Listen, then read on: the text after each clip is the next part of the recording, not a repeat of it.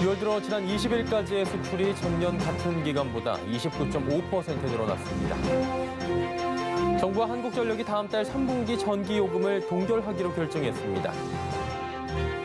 계속되는 분양가 규제에 오피스텔 분양가가 아파트보다 높아지는 현상이 나타납니다. 가상화폐 거래소들이 잡코인으로 불리는 소규모 암호화폐 정리에 나섰습니다. 센 경제라이브 시작합니다.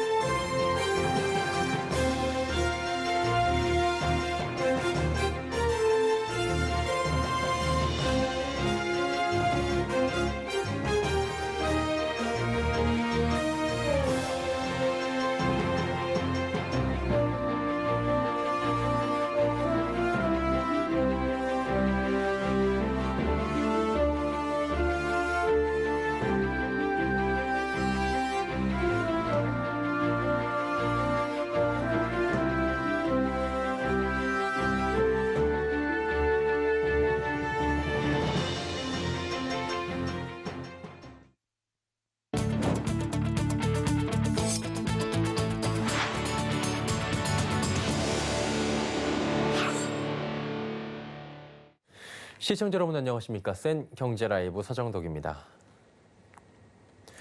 관세청은 이달 들어 20일까지 우리나라 수출액이 324억 달러로 집계됐다 밝혔습니다. 이는 작년 같은 달보다 29.5% 늘어난 겁니다. 이 기간 조업일수는 15.5일로 작년보다 0.5일이 줄었습니다. 조업일수를 고려한 일평균 수출액은 33.7%나 늘어났습니다. 주요 품목별로는 반도체와 승용차, 석유 제품, 무선통신기기 등의 수출이 늘어났고 선박과 컴퓨터 주변 기기는 감소했습니다. 국가별로는 미국과 유럽연합, 중국, 베트남, 일본 등 주요 시장의 두루 수출이 증가했습니다. 한편 이달 들어 20일까지 우리나라 수입액은 321억 달러로 1년 전보다 29.1% 증가했습니다. 정부와 한국전력이 다음 달 1일부터 적용되는 3분기 전기요금을 동결하기로 결정했습니다. 한국전력은 연료비 조정 단가를 2분기와 같은 킬로와트 시당 마이너스 3원으로 적용하기로 했다고 발표했습니다. 이에 대해 산업부는 지난해 말부터 국제연료 가격의 급격한 상승 영향으로 3분기 연료비 조정 단가 조정 요인이 발생했는데 코로나19 장기화와 2분기 이후 높은 물가 상승률 등으로 어려움을 겪는 국민의 생활 안전을 도모할 필요성을 고려했다고 설명했습니다. 전기요금은 지난 2013년 11월 이후 한 번도 인상된 적이 없습니다. KB부동산에 따르면 서울 주간 매수 우위 지수가 14일 기준 97.7포인트를 기록해 지난달 10일 이후 5주 연속 올랐습니다. 주택을 팔기보다 사려는 심리가 클수록 100보다 높은 값이 산출됩니다. 올 초 최고점을 찍은 이 지수는 최근 두 달 새 20포인트 이상 상승하는 모습입니다. 여기에 한국부동산원이 지난주 발표한 수도권 아파트 매매 수급 지수도 113.5포인트를 기록해 3주 연속 상승세를 나타내고 있는 겁니다. 업계에선 규제 완화 기대감 등에 따라 집주인들이 집을 내놓기보단 버티기에 들어간 게 아니냐는 분석이 나옵니다.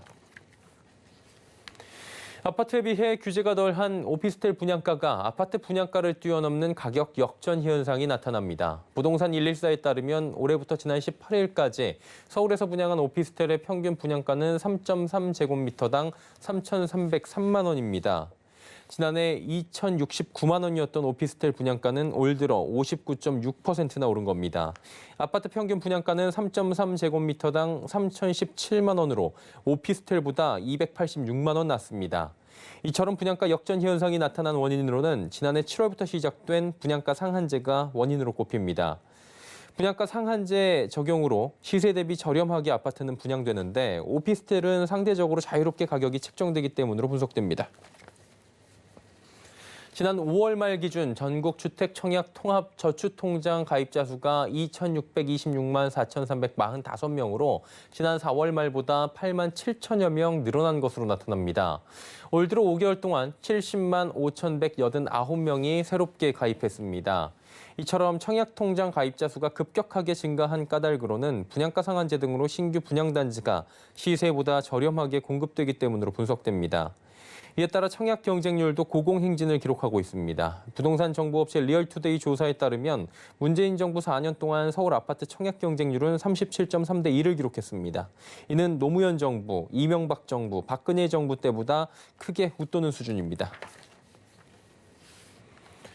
중저신용자 대출을 늘리기 위한 인터넷 전문 은행들의 경쟁이 가열되고 있습니다. 올 한 해 동안 신용대출 잔액 기준 카카오뱅크는 1조 7,602억 원, K뱅크는 6,232억 원을 각각 늘리기로 했고 9월 말 출범 예정인 토스뱅크는 1,636억 원을 목표로 설정했습니다.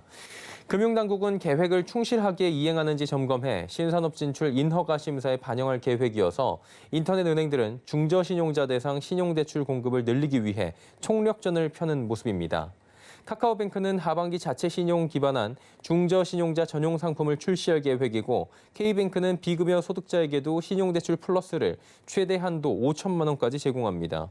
토스뱅크는 영업 개시와 함께 중저신용자를 포함한 개인, 자영업자 대상 신용대출 상품을 선보일 예정입니다. 종합건설업체 성정이 이스타항공의 새 주인으로 사실상 확정됐습니다. 성정은 지난 17일 이스타항공 우선 인수권 행사 공문을 매각주관사에 발송했고 매각주관사는 이를 서울회생법원에 제출했습니다. 인수금액은 1,100억 원가량으로 알려집니다. 성정은 오는 28일부터 다음 달 2일까지 이스타항공에 대한 정밀 실사를 실시하고 본계약을 체결한 뒤 다음 달 20일까지 회생계획안을 법원에 제출해 매각 절차를 마무리 짓게 됩니다. 다만 이스타항공에 2,500억 원에 달하는 부채와 노사 갈등 등의 과제가 남아있어 경영 정상화까지는 시일이 걸릴 전망입니다. 가상화폐 거래소가 소규모 암호화폐, 이른바 잡코인 정리에 나서며 주요 거래소에 상장된 코인들이 일주일 새 최소 10개가량 사라질 전망입니다. 그만큼 우후죽순 상장된 코인들이 많았다는 얘긴데요. 거래소와 코인 발행 업체 간 진흙탕 싸움마저 벌어지고 있다고 합니다. 양한나 기자입니다. 가상화폐 거래소들이 너도 나도 잡코인 정리에 나서고 있습니다. 국내 가상화폐 거래소 중 거래대금 규모 1위인 업비트는 지난 18일 코인 24종의 상장 폐지를 결정했습니다. 이들 중 원화마켓에 상장한 코인은 10개로 오는 28일 12시 거래 지원이 종료됩니다. 업계 2위 빗썸은 지난 17일 오로라와 에터니티, 드래곤베인, DVP 등 코인 4개를 상장 폐지하기로 했습니다. 거래대금 규모 5손가락 안에 드는 프로비트 역시 지난 1일 무려 145개 코인을 상장 폐지했습니다. 현재 원화 시장에 상장된 코인 수는 지난달과 비교해 무려 66%가량 증발한 125개만 남았습니다. 이 과정에서 거래소와 코인 발행 업체 간 갈등도 빚어지고 있습니다. 업비트가 상장 폐지를 결정한 코인 피카의 발행 업체 피카프로젝트 재단은 전날 블로그를 통해 업비트가 상장 기념 에어드롭 이벤트 물량으로 요구한 피카코인 500만 개는 사실상의 상장비라는 폭로의 글을 올렸습니다. 업비트는 이날 피카 프로젝트가 당시 업비트해 준 코인은 상장비가 아닌 마케팅용 물량으로 회사는 디지털 자산을 일체 무단으로 사용한 적이 없다고 반박하며 이들의 악의적인 허위사실 유포에 대해 민형사상 책임을 엄중히 물을 것이라고 강조했습니다. 거래소들은 오는 9월 특정금융정보법에 따른 사업자 신고를 앞두고 거래 코인 수를 계속 줄여나갈 것으로 보입니다. 상장된 코인 종류가 많으면 안전성 측면에서 감점을 받을 가능성이 높아 실명 계좌를 받기 어려울 수 있기 때문입니다. 서울경제TV 양한나입니다. 네이버와 카카오 등 이른바 플랫폼 관련주의 주가가 연일 고공행진을 이어갑니다. 주식시장이 흔들려도 꾸준한 우상향 기조를 보이며 고점을 높이고 있는데요. 가파른 주가 상승에 가격이 비싼 것 아니냐는 우려 속 성장 여력이 여전히 충분하다는 평가도 나옵니다. 향후 주가 전망 김혜영 기자가 짚어봤습니다. 카카오의 주가가 연일 상승하며 고점을 높이고 있습니다. 연초 대비 96%가 넘게 오르며 반년 사이 2배 가까이 뛰었습니다. 호실적과 자회사 IPO 등 다양한 모멘텀이 주가를 견인한 건데 높은 밸류에이션에도 증권가에서는 아직 상승 여력이 충분하다고 평가하고 있습니다. 하나금융투자는 카카오의 목표 주가를 기존보다 35% 높인 19만 원으로 상향 조정했고 SK증권 역시 주간 추천 종목으로 카카오를 꼽았습니다. 실적 같은 경우도 뭐 잘 나올 걸로 보고 있고 그다음에 신규 비즈니스도 턴어라운드하는 부분들, IPO 관련된 부분들도 연결가치 재평가라는 측면에서 카카오의 주가에는 긍정적이죠. 추가적으로 투자 심리는 우호적인 수준에서 유지가 될 거다라고 판단을 하고 있고요. 그래서 주가는 앞으로도 비교적 양호한 모습은 보이지 않을까라고 보고 있습니다. 네이버 역시 반년 사이 35%나 오르며 파죽지세입니다. 하나금융투자가 주간 추천 종목으로 네이버를 제시하는 등 증권가의 러브콜이 이어지고 있습니다. 네이버의 증권사 평균 목표 주가는 49만 7,273원으로 현 주가 대비 상승 여력이 25.5%나 남은 겁니다. 증권가에서는 공격적인 쇼핑 부문 확대 전략과 광고 매출 상승에 주목하고 있습니다. 팬 플랫폼 기업인 방탄소년단 소속사 하이브도 쾌속 질주하고 있습니다. 한 주당 주가가 30만 원을 돌파하며 시가총액 10조 시대를 열었습니다. 현대차증권은 2분기 BTS 일본 컴백 등 실적이 대폭 개선될 것으로 보고 하이브의 목표 주가를 기존 대비 23% 상향한 35만 원으로 올려잡았습니다. 서울경제TV 김혜영입니다. 정의선 현대차그룹 회장이 미국 로봇 전문기업 보스턴 다이내믹스의 인수를 마무리 지었습니다. 지난 13일 미국 출장길에 나서 본사를 직접 방문한 지 2주 만인데요. 이를 통해 개발될 새로운 모빌리티에 관심도 높아지고 있습니다. 정세미 기자입니다. 정의선 현대자동차그룹 회장이 소프트뱅크 그룹으로부터 보스턴 다이내믹스에 대한 지배 지분 인수를 최종 완료했습니다. 지난해 12월 본계약 체결 이후 6개월 만입니다. 이에 따라 현대차그룹이 보스턴 다이내믹스의 지분 80%를, 소프트뱅크 그룹이 20%를 보유하게 됩니다. 보스턴 다이내믹스의 가치는 약 11억 달러, 우리 돈으로 약 1조 2,500억 원에 이를 것으로 추정됩니다. 이번 인수 배경에는 글로벌 로봇 시장의 확대가 꼽힙니다. 2020년 기준 444억 달러 규모인 글로벌 로봇 시장은 2025년 1,770억 달러, 우리 돈으로 200조 규모로 성장할 전망입니다. 현대차그룹은 스마트 모빌리티 솔루션 제공업체로의 전환에 속도를 낸다는 방침입니다. 보스턴 다이내믹스는 4족 보행 로봇 스팟과 2족 직립 보행이 가능한 로봇 아틀라스를 선보이며 기술력을 인정받은 바 있습니다. 이에 따라 자율주행차와 도심항공 모빌리티, 스마트 팩토리 등 미래 경쟁력이 강화될 것으로 보입니다. 도시명 항공기인 얼반 에어 모빌리티 UAM입니다. 전기차 배터리와 연료전지 시스템 기술을 활용한 공중 이동 수단입니다. 2028년 상용화해서 하늘 위에 펼쳐지는 이동혁명을 이끌어 나가도록 하겠습니다.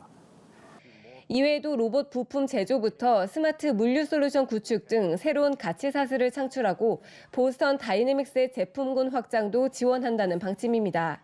서울경제TV 정세미입니다.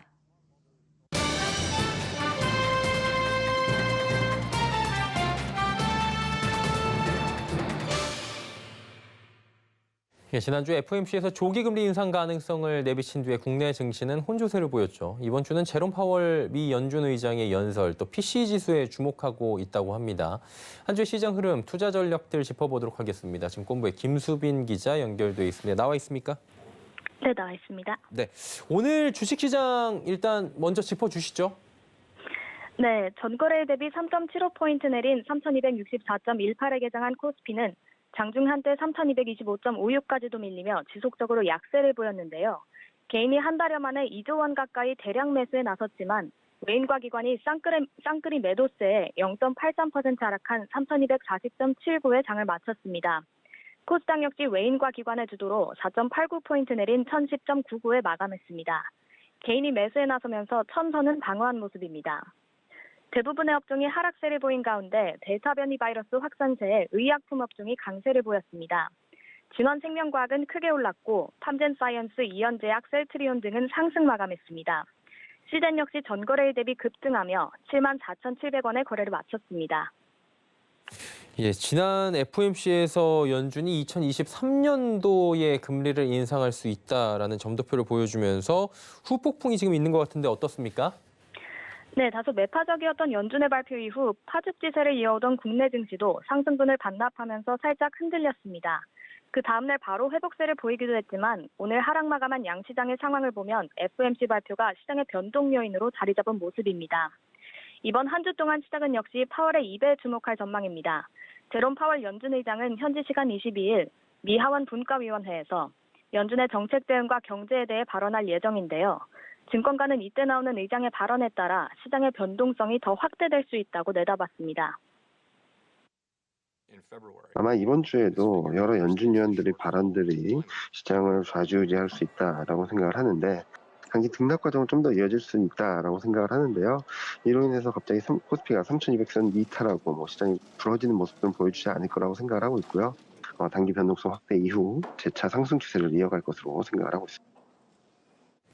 연준 의장의 발언을 주목해야 될 것 같고요. 그렇다면 이번 주에 이와 함께 더 참고할 만한 이벤트 있습니까? 네, 연준이 가장 주목하고 있는 PCE 지수가 25일 날 나올 예정입니다. 인플레이션을 판단하는 척도로 삼는 지표인데요. 특히 지난달 말에 나온 PCE 물가지수는 3.1%로 2001년 10월 이후 최대폭으로 상승했습니다. 하지만 연준이 PCE 물가지표를 4.5%까지 높여놓은 상태이기 때문에 시장의 전망치 기준으로는 소폭 둔화할 것이라는 전망입니다. 연준에서 PC 물가 지표를 4.5%까지 높여놓은 상황에서 시장에 충격을 줄 가능성은 높지 않다라고 생각을 하고 있고요. 현재 전망치 컨센서스 기준으로는 전월 대비 소폭 둔화될 것을 예상을 하고 있어서 PC 물가가 서프라이즈가 아니라면 시장에 큰 영향을 주기보다는 오히려 물가가 정점을 통과하고 있다는 시그널이 될 수도 있다는 점들을 좀 생각해 볼 필요가 있다라는 판단입니다. 예, 그리고 슈퍼사이클 얘기 나오던 원자재 가격이 연일 하락세입니다. 그러다 보니까 관련주도 조정을 보이고 있는 것 같은데 현 상황 어떻습니까? 네, 연초 급등세를 보였던 원자재 가격들이 점차 하향 안정화되는 모습입니다. 앞서 중국 정부가 금속 수급 안정을 위해 정부 비축분을 시장에 풀겠다고 밝힌 데 이어 원자재 기업 및 중개업체의 투자 자금까지도 개입하고 있는 상황입니다. 더불어 미국이 금리 조기 인상 가능성을 내비치면서 긴축 발작에 대한 우려가 커졌습니다. 이에 지난주 원자재 시장의 하락이 두드러졌습니다. CRB 원자재 지수는 일주일 만에 3% 하락했습니다. 섹터별로는 농산물, 비철금속, 귀금속 순으로 하락폭이 두드러졌는데요. 원자재의 가격 하락세에 따라 국내 증시에서도 철강 금속 업종이 지속적으로 약세를 보이고 있습니다. 이현수 유한타증권연구원은 달러 인덱스가 빠지면서 원자재 가격이 지탱됐지만 달러가 추가적인 약세를 보이지 않으면서 원자재 가격에 대한 추가적인 상승 부분도 제한적일 것이라며 최근 흐름만 놓고 봤을 때 미국의 테이퍼링과 관련한 FOMC 언급 자체가 영향을 주고 있다고 분석했습니다. 변동성 장세가 좀 나올 것 같은데 투자 전략을 어떻게 가져가라고 하던가요? 네, 단기적인 등락이 불가피한 현재 상황에서 경기 흐름이 탄탄한 가운데 한국 기업이 계속해서 상향 조정이 되고 있다는 점을 감안한다면 더욱 적극적으로 비중 확대를 할 필요가 있다는 분석입니다. 특히 미국 통화 정책에 대한 흐름들로 변동성이 커진 만큼 반도체와 자동차 관련주를 더욱 눈여겨보라는 조언입니다.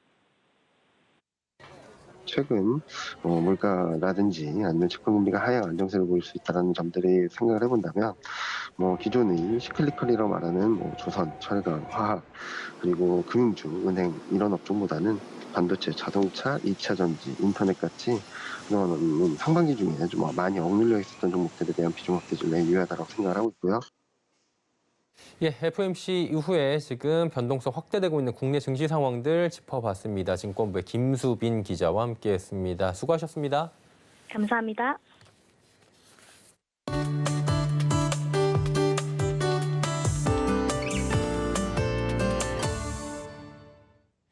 많은 기후단체들은 이제 기후변화라는 말을 사용하지 않아야 한다고 주장합니다. 기후변화가 아니라 기후 위기로 고쳐 써야 할 만큼 지구촌은 각종 기후재난으로 위기의 시대가 도래하고 있기 때문이라고 하죠.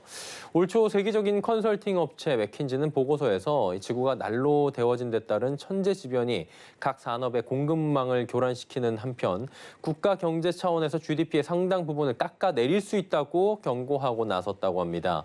맥킨지 보고서는 어업에서만 해수온도 상승으로 인한 조업 부진으로 8억 명의 사람들이 일자리를 잃을 것이다라고 전망을 했는데요. 그렇다면 이런 문제 어떻게 해결할지에 대해서 한번 짚어보도록 하겠습니다. 오늘도 K웨더 반기성 센터장과 함께합니다. 어서 오세요. 네, 안녕하세요. 예, 맥킨지가 지금 경고를 한 거잖아요. 네네. 문제 해결책도 나왔나요? 작년에 이제 전 세계적으로 정말 이 기상재난이 아주 극심했었습니다. 그렇죠. 예. 극한 폭염이라든가 대홍수, 대형 산불, 슈퍼 허리케인, 지진, 쓰나미 이런 게 주로 이었죠.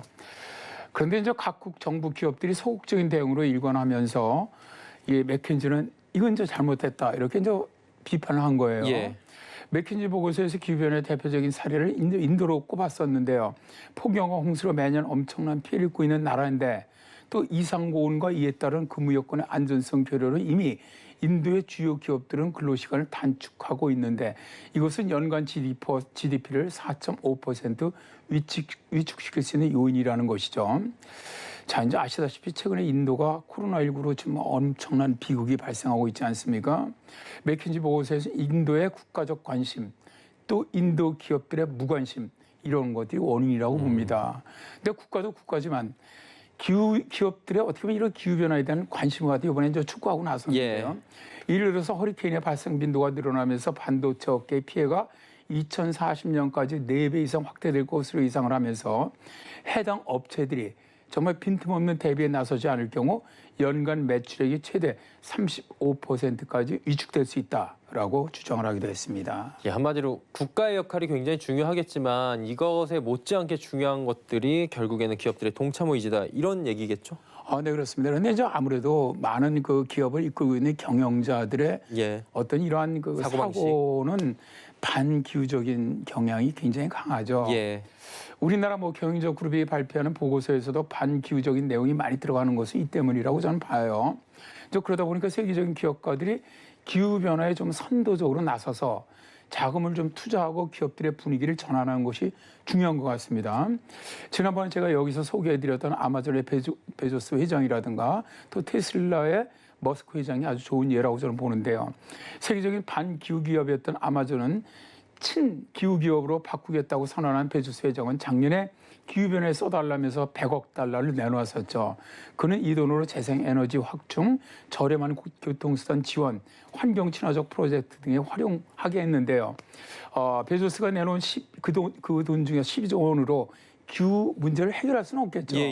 그러나 이 기금이 다른 기업들이 기후 문제를 해결할 이제 어떻게 보면 마중물의 순기능도 있다고 봅니다. 베조스 회장이 내놓은 돈 중에서 2조 2천억 원을 기후테크 스타트업 기업에 먼저 투자를 하면서 기후변화 대응에 상당한 효과를 봤다는 평가가 있었고요. 그리고 이제 올해 테슬라의 CEO인 일론 머스크가 상금 1,000억 원을 내놓고 탄소 포집 기술을 개발한 기업, 또 사람에게 상금을 주겠다고 나서기도 했었죠. 그리고 이제 베조스 회장이나 말씀해주신 일론 머스크도 있지만 빌 게이츠도 굉장히 관심을 갖지 않습니까? 그렇습니다. 사실 빌 게이츠가 예전서부터 꽤 오래전서부터 기후변화에 상당한 그 관심을 갖고 있던 겁니다. 태풍의 세력을 약화하기 쉽게 한 프로젝트를 운영하기도 했고요. 기후변화에 취약한 사람들을 돕는 일도 굉장히 많이 했죠. 그런데 이제 빌 게이츠가 이번에 유럽연합하고 같이 공동으로 1조 1천억 원대 녹색기금 지원기금을 조성하겠다고 나섰어요. 유럽연합은 빌 게이츠가 주도해서 설립한 기후변화 대응재단이죠. 브레이크스루 에너지와 함께 2022년부터 2026년까지 10억 달러의 기금을 함께 조성하기로 한 건데요. 유럽연합 집행위원회는 이들이 지원할 대상에는 재생에너지로 생산되는 수소, 지속가능한 항공연료, 대기 중 이산화탄소 흡수 기술, 장기 에너지 저장 등이 포함될 것이라고 밝히기도 했습니다. 빌 게이츠가 유럽을 택한 것은 기후변화를 막겠다는 야망과 또 과학기술 리더십이 유럽에 있기 때문이라고 밝혔는데요. 아울러 빌 게이츠는 워렌 버핏과 함께 와이오밍의 차세대 소형 원자로를 짓겠다고도 발표를 했죠. 빌 게이츠가 만든 원자력 발전 기업 테라파워와 버크셔 소유 전력회사가 차세대 원자료 나트륨 프로젝트를 와이오밍주의 폐쇄 석탄 공장 부지에서 시작할 것이라고 6월 3일 발표를 했는데요. 이 차세대 원자로는 핵 분열을 일으켜서 발생하는 열을 물 대신에 액체 나트륨으로 냉각시켜서 만들어진 증기로 전기를 생산하는 소듐 냉각 고성로 방식을 사용한다고 해요. 당연히 온실가스를 배출하지 않기 때문에 기후위기 대응을 위한 차세대 발전 방식이라고 합니다. 정말 외국의 이런 어떤 선진 기업들이 사실 최근에도 보도가 나왔죠. 우리나라 기업들은 너무 기후변화에 안일하죠. 대응을 하지 않는다는 그런 보도도 나오고 했는데 우리나라 기업인들이 기후위기에 대응하는 데 앞장서 나가는 모습 좀 보여줬으면 합니다. 부럽고 또 나아갈 방향을 또 제시를 해준 것 같습니다. 자, 오늘도 K웨더 반기성 센터장과 함께했습니다. 고맙습니다. 네, 감사합니다.